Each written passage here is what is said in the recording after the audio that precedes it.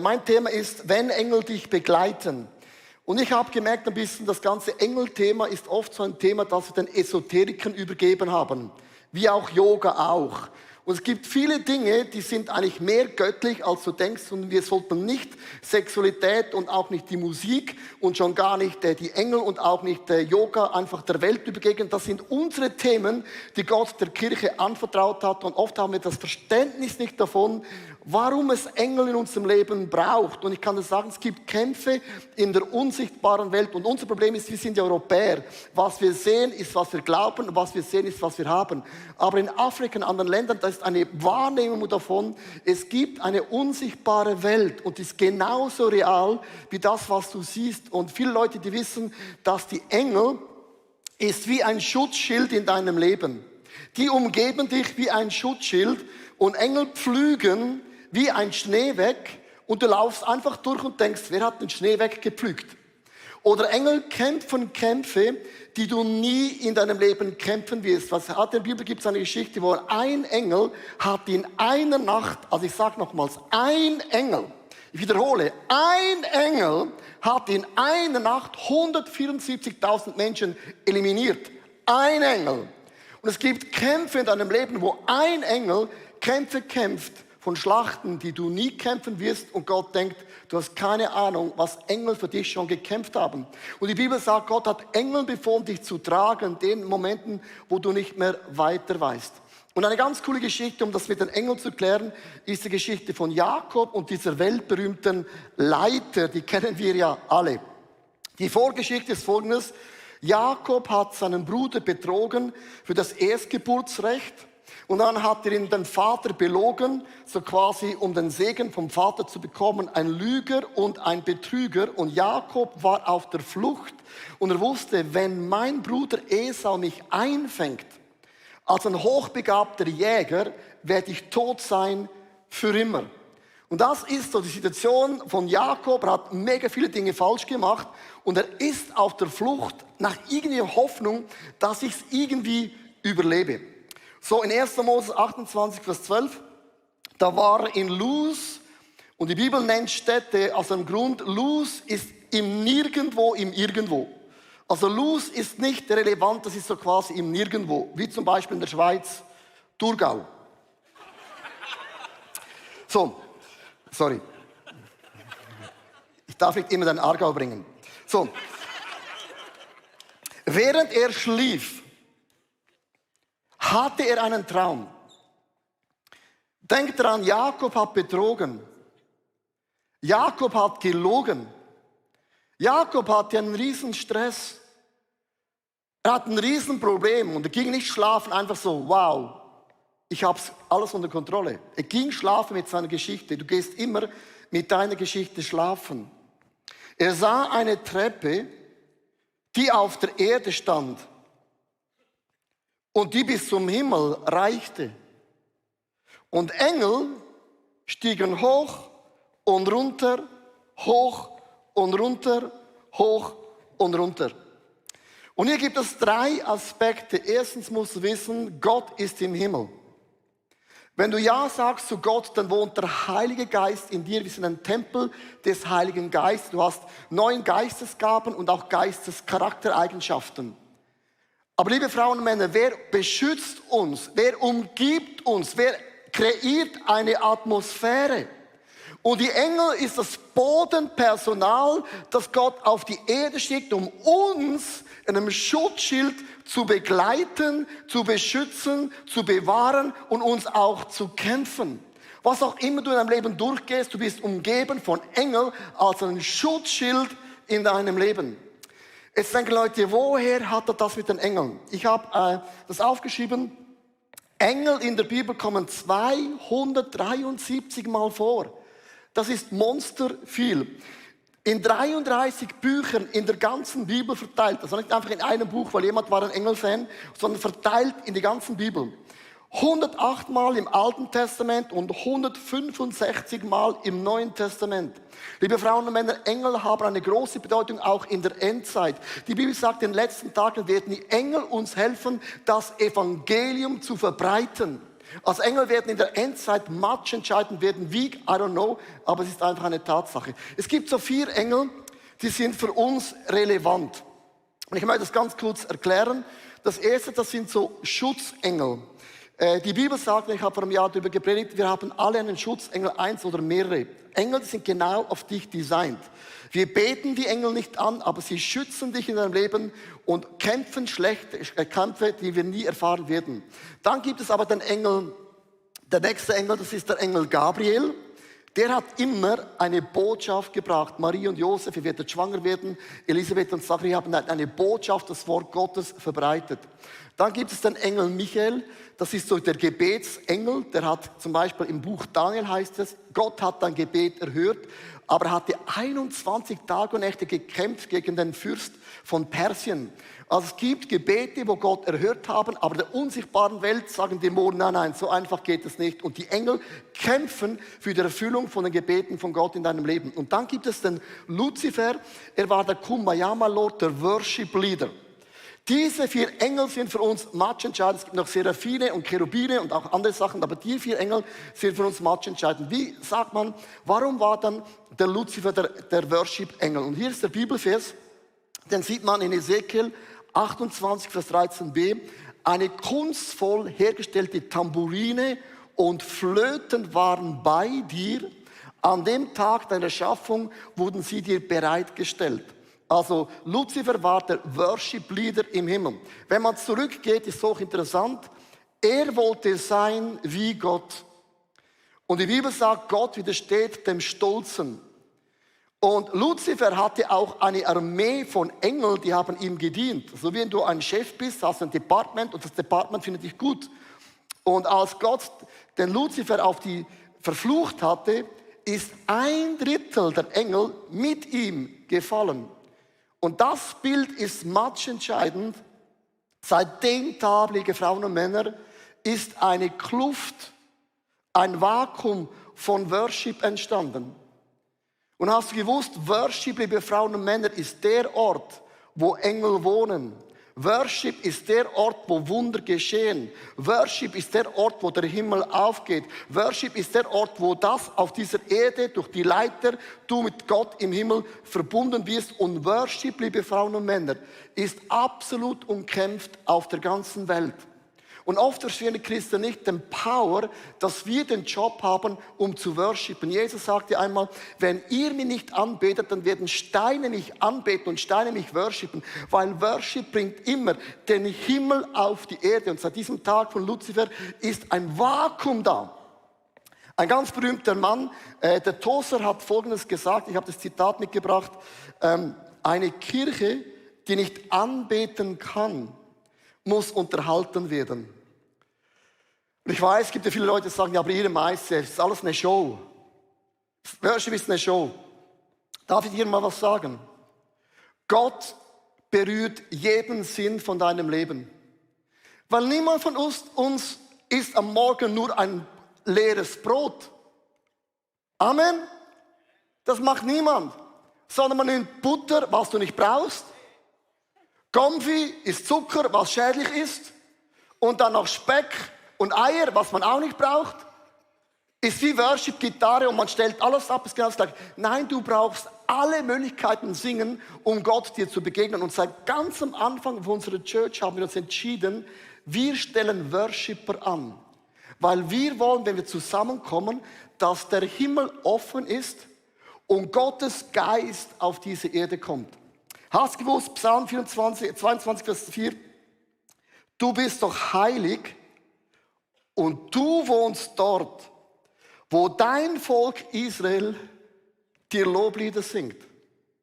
Wenn du wissen willst, wo wohnt Gott, nicht wenn du zu spät kommst und noch Kaffee trinkst, sondern hier in der Halle, in der Microchurch online, im Worship, liebe Frauen und Männer, da wohnt Gottes Präsenz und Gottes Gegenwart. Das bedeutet, wenn Gott da ist, geschehen Zeichen und Wunder. Und es heißt in Offenbarung 5, Vers 9 bis 13, und auch immer da, wo man Gott anbetet, sind immer Engel dabei. Auch heute Morgen sind Engel in dem ganzen Saal. Du sagst ja, die Atmosphäre ist so wunderbar. In der Michael Church, live und online. Atmosphäre ist nicht einfach ein Gefühl. Atmosphäre ist, weil Engel da sind und eine Schutzglocke bringen, dass Sünde hat keinen Platz. Und wenn du mit Schuld kommst, geschieht Erlösung und Befreiung. Wenn du krank bist, sagt Gott, das ist nicht dein Freund. Heilung ist möglich, ist ein Schutzschild der Gegenwart Gottes und da geschehen immer Zeichen und Wunder. Wenn du betest und worshipst und die Leiter ist da, dann ist das immer verbunden mit Engeln. Danach sah ich viele Tausende und Abertausende von Engeln, eine unzählbare Menge. Und ich hörte, wie sie gemeinsam etwas riefen. Sie standen um den Thron und die 4 Gestalten um die Ältesten. Dann hörte ich, wie auch die allen anderen Geschöpfe, also wir Menschen, einstimmten, alle im Himmel und auf der Erde, im Totenreich und auch die Geschöpfe des Meeres, das sind die, die nach der Kreuzfahrt sind, sie alle riefen, Anbetung, Ehre, alle Herrlichkeit und Macht gebührt dem, der auf dem Thron sitzt. Wer sitzt auf dem Thron auf der Leiter? Es ist unser Gott im Himmel, der für immer ewig da sein wird. Come on. So, ich möchte mit dir was machen. Nimm mal deine 5 Finger nach vorne. So, wenn du anbetest, mach mal so. Das ist, wenn du anbetest. Wenn du beginnst anzubeten, wird ein zweiter Engel, nimm 2 Finger, 3 Engel, 4 Engel, 5 Engel. Und die ganze Atmosphäre sich verändert. Wenn du worshipst, worshipen andere Engel mit dir und plötzlich beginnt sich die Atmosphäre zu ändern. That's the point. So, ich möchte so 3 Gedanken mitnehmen. Was hat es zu tun, Engel und Jakob, Leiter, und wie begegnet Gott uns mit den Engeln in unserer Lebenssituation? Ich finde, die Geschichte von Jakob ist mega einfach. Mein erster Gedanke ist, Worship bringt immer den Himmel auf die Erde. Also Jakob sah, die Engel kommen runter und rauf und oben saß dieser Gott im Himmel. 1. Moses 28, Vers 13, oben auf der Treppe stand der Herr und sagte zu ihm, ich bin der Herr, der Gott von Abraham und von deinem Vater Isaac. Das Land, auf dem du liegst, werde ich dir und deinen Nachkommen für immer in deinem Leben geben. Und wenn man das so liest, muss man den Kontext verstehen. Die Bibel ist alles und geht um den Kontext. Gott begegnet einem Lügner, einem Betrüger. Und ich liebe es, egal was du in deinem Leben getan hast, noch tun wirst, Gott wird dir immer in deiner Situation begegnen. Immer. Gewisse Leute haben Not, weil du was verkackt hast. Andere haben eine Not, weil du nichts verkackt hast. Aber was auch immer deine Not in deinem Leben ist, Gott begegnet dir in einer tiefsten Not. Jakob wusste, ich brauche ein Wunder von Gott, sonst bin ich tot. Das ist der Kontext. Und Jakob sieht, dass was auch immer er durchläuft, Gott hält alle Fäden in seinem Leben in seinen Händen fest. Hast du gewusst, dass Gott dir begegnet in jedem Detail von deiner Not? Ich möchte euch eine Geschichte erzählen, das ist eine persönliche Geschichte, und zwar, unser Sohn hatte geheiratet, die Josie aus Schwabenland, Deutschland.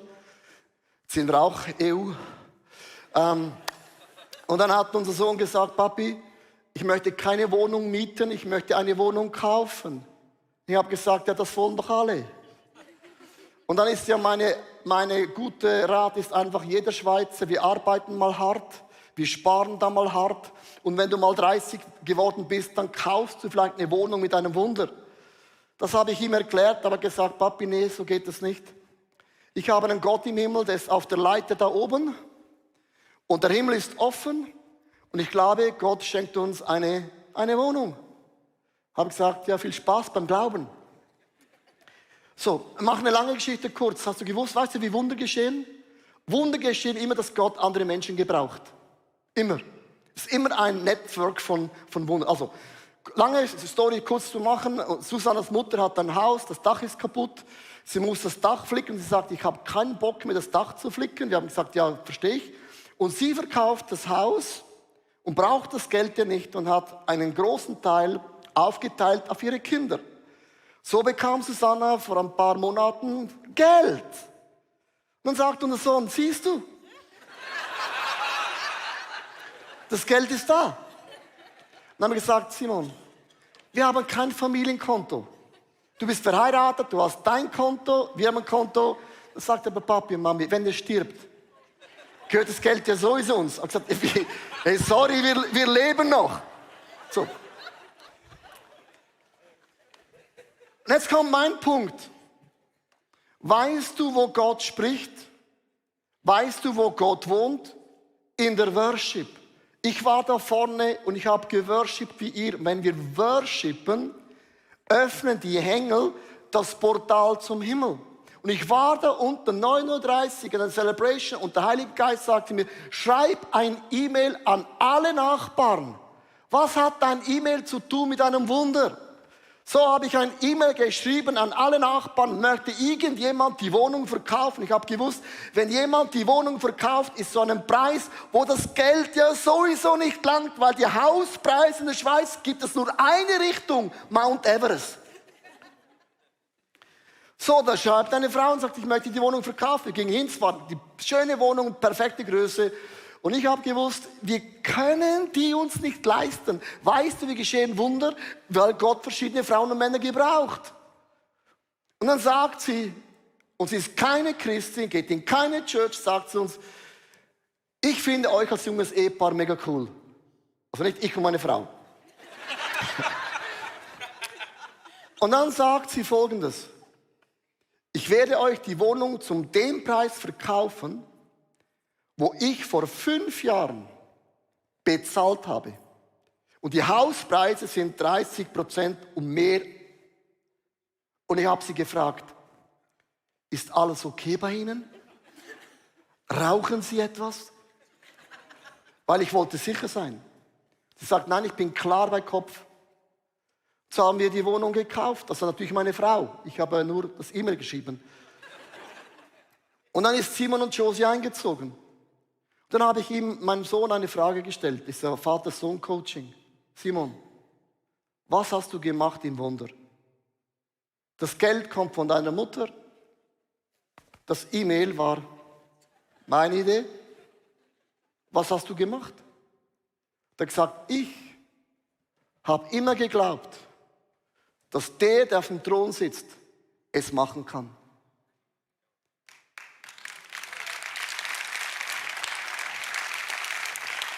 Ich möchte euch heute sagen, hör nicht auf zu glauben. Lean in, don't give up. Nur weil 15 Jahre Gott ein bisschen Verspätung hat, heißt nicht, das Wunder ist nicht unterwegs. Aber der Punkt war gewesen, Gott hat gesprochen mit dem matchentscheidenden E-Mail aus meiner Perspektive in der Worship-Zeit. Da wir Gott anbeten mit deiner Geschichte, vielleicht bist du geschieden, vielleicht bist du verletzt, vielleicht hast du ein Drogen-, ein Alkoholproblem, was auch immer deine Story ist, I don't know.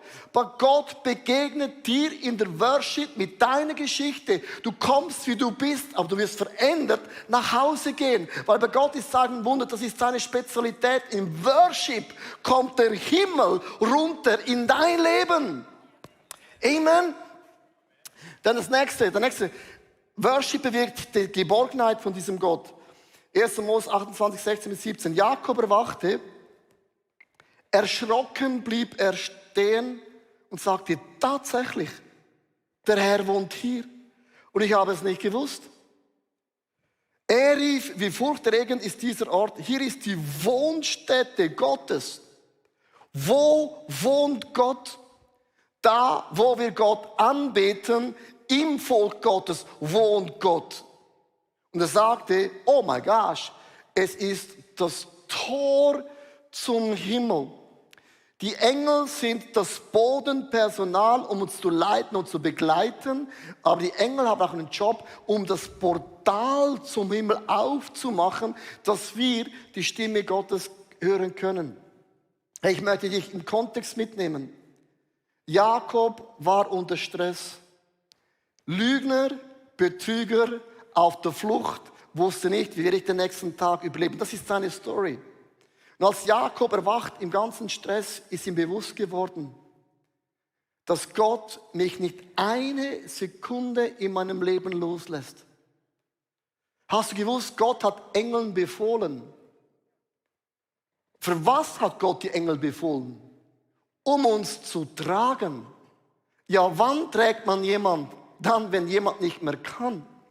Und was viele Frauen und Männer nicht wussten, und Jakob hat es auch nicht gewusst, Jakob war sich nicht bewusst, dass Gott war schon immer da. Und die meisten Menschen sind sich bewusst, Gott ist schon immer da in deinem Leben. Ich möchte dir heute sagen, wieso kannst du eine Geborgenheit haben, trotz den Umständen, weil in dir drin, in deinem Körper, gibt es ein Proteinmolekül. Vor ein paar Jahren hat mich jemand gefragt, kennst du das Proteinmolekül Laminin? Ich habe gedacht, Laminat. Ich sage, nein, Laminin. Du musst wissen, dein Körper, Laminin ist eigentlich wie so ein Proteinmolekül, das wie so ein Beton, ein Kleber, der alles zusammenhält.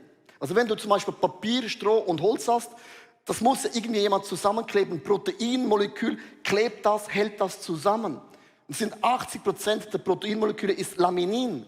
Das sieht man nicht, über das spricht man nicht.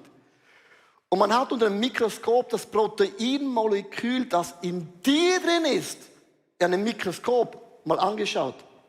Und das ist das Bild, wenn man genau hinschaut, siehst du ein Kreuz in deinem Rückhalt, das dein ganzer Körper zusammenhält. Und wenn du sagst, ich glaube nicht an Gott, sagt Gott, das ist nicht mein Thema, sondern ich habe an dich geglaubt. Am Anfang von deiner Geburt hätte ich, der Schöpfer Gott, der vom Thron oben sitzt, nicht das Proteinmolekül in dich hineingelegt. Du würdest in 1000 Stücke verpflüdern, zerfallen. Es gäbe dich schon lange nicht mehr. Das heißt, ganz tief in uns drin gibt es ein Proteinmolekül, das uns zusammenhält. Und das hat Gott bei der Geburt in dich hineingelegt. Nichts kann dich trennen von der Liebe Gottes, weil Gott hat schon am Anfang eine Geborgenheit in uns hineingelegt, das die Welt nicht geben kann. Und dann sagt Gott, im Ursprung, am Anfang, habe ich das Proteinmolekül in dich hineingelegt. Aber Gott spricht immer vom Ende. Psalm 23, der Herr ist mein Hirte. Was ist das Ziel vom Psalm 23? Das dunkle Tal? Nee. Gras und Wasser? Nee. Fliegen, Feinde werden kommen? Nee. Du deckst den Tisch? Nee. Psalm 23 endet, du wirst bleiben für immer im Hause des Herrn.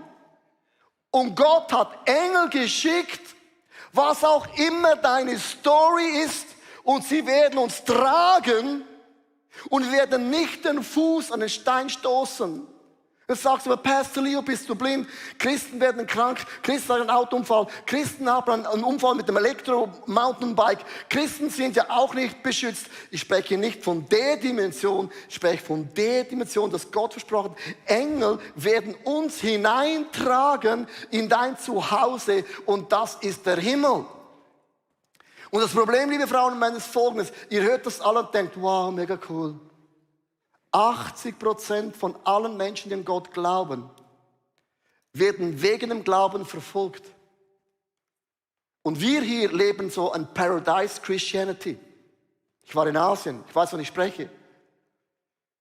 Weil jemand sagt, LGBTQ bist nicht dafür. Das ist das Einzige, was dir geschehen kann, du wirst nicht geliked bei deinem Post. Wow. 80% der Christen auf der Welt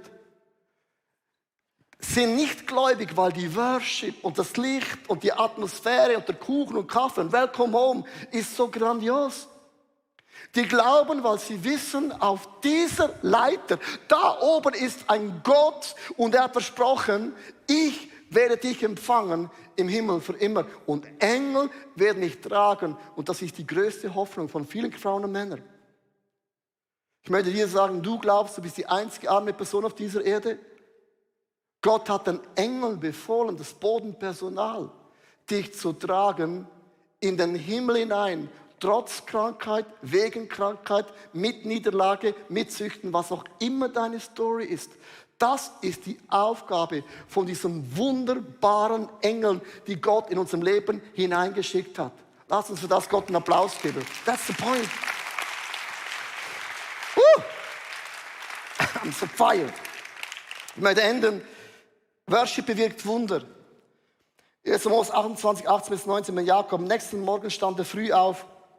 Er nahm den Stein, auf den er als seinen Kopf gelegt hatte, stellte ihn als Gedenkstein auf und goss Öl darüber, um ihn Gott zu weihen. Er nannte den Ort Bethel, Haus Gottes, vorher hieß es Luz. Was ich so krass finde in der Geschichte, liebe Frauen und Männer, nicht Gott hat den Ort verändert. Jakob änderte seine Einstellung. Gott war immer da und Gott ist immer da. Aber als die Engel dieses Portal aufgemacht haben und Jakob Gott gesehen hat, hat Jakob gemerkt, ich habe das Gefühl gehabt, meine Gefühle, dass Gott irgendwo im Nirgendwo ist. Und ich möchte dir heute vom tiefstem Herzen sagen, was immer deine Story ist, du kannst deine Story ändern. Du kannst deine Geschichte einen neuen Namen geben. Hör gut zu. Jakob hat den Segen sich gerissen. Jakob wollte das Erstgebot, das ist der doppelte finanzielle Segen. Jakob wollte reich sein. Er hat alles gemacht, was man machen kann. Das ist die Geschichte von Jakob. Ein Betrüger, ein Stehler. Und weißt du, als Jakob den Namen änderte, Bethelhaus Gottes, war es ein Statement. Ich werde nicht mehr den Segen stehlen. Ich werde nicht mehr nach dem Geld nachjagen. Ich werde nicht mehr nachjagen. Sondern Jakob machte ein Statement. An dem Tag, als Jakob Bethel ließ, einen Satz später sagt Jakob, das ist mind-changing. Gott, ich bin geizig. Bin so ein scheiß Egoist. Ich habe gekämpft mit meinen Möglichkeiten. Und wo bin ich gelandet? Stress, Todesangst. Die Leiter steht da, Gott ist da, Engel kommen runter. Und ich bin der einzige Pflock, der es nicht schnallt. Und dann sagte Jakob, von nun an, hör mir gut zu, von nun an werde ich von allem, was ich habe, den Zehnten geben. Ich bin nicht mehr geizig. Ich bin nicht mehr der Stehlende. Sondern wenn du Gott an erster Stelle in meinen Finanzen bist, dann muss ich ja nicht einfach ellbögeln. Dann muss ich ja nicht kämpfen, dann wirst du mich segnen. Und liebe Frauen und Männer, es ist der gleiche Link. Die Bibel sagt, wenn du 10% spendest in das Reich Gottes, geht das Portal zum Himmel offen. Hast du gewusst? Du kannst ein Portal öffnen mit Geben. Wenn du nicht gibst, das Portal ist einfach zu. Ja, Gott hat nicht ein Problem, du hast ein Problem. Das Portal ist nicht offen. Und ich finde es so krass, wie Jakob seine Geschichte ändert. So viele von uns, und ich spreche auch zu mir, du hast eine Geschichte. Bist geizig, knauserig, verletzt, enttäuscht, bitter, jähzornig, Pornoproblem, Alkoholproblem, you name it. Das Gefühl, ich komme zu kurz, alle anderen brauchen Gott, ein Minderwertigkeitsgefühl. Du kannst deine Geschichte ändern. Wie nennst du den Ort? Wie nennst du den Ort, wo du drin bist? Luz? Oder Bethel? Jakob änderte seine Einstellung. Wenn Gott auf dem Thron ist und ich 10% spende, dann ist der Himmel kämpft für mich und nicht ich kämpfe für meine Rechte. Hey, das bewegt mich mega, mega krass. Ich möchte meinen Satz ändern. Mein Vater war Alkoholiker. Mein Vater war nie zu Hause. Und irgendwann habe ich gesagt, das ist meine Geschichte. Ich werde der Nächste sein wie alle anderen. Und ich habe meinen Ort geändert. Ich bin nicht wie mein Vater. Und ich bin kein Alkoholiker, sondern ich bin ein Kind Gottes, der in jedem Aspekt Freiheit erlebt. Und ich habe mein Leben neu definiert. Vielleicht musst du heute dein Leben neu mit Gott definieren. Ich hoffe, dass die Predigt zu dir gesprochen hat und du mega viel mitnehmen kannst für deinen Alltag, damit wir am Herzen von Jesus jeden Tag einfach so nahe sind und mega viele coole Dinge mit Jesus erleben werden. Wir möchten gerne mit dir in Kontakt treten und sagst, hey, ich habe Fragen, ich habe Anliegen, ich möchte mich gerne bei euch irgendwo integrieren, dann melde dich einfach bei uns, weil ich glaube, effektiv im Leben mit Jesus ist es so cool, gemeinsam unterwegs zu sein.